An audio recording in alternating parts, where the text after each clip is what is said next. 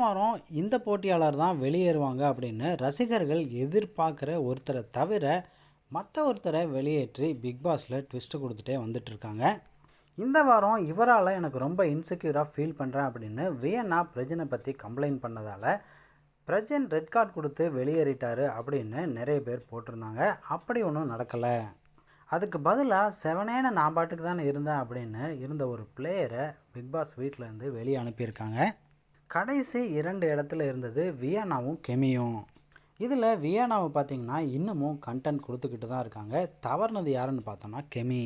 இந்த வாரமும் ரசிகர்கள் ரொம்பவே எதிர்பார்த்தது அரோராவையும் ரம்யாவையும் தான். ரசிகர்கள் நினச்சது நடக்காது அப்படிங்கிற மாதிரி இந்த வாரம் பிக் பாஸ் வீட்டை விட்டு வெளியேறி இருக்கிறது கெமி.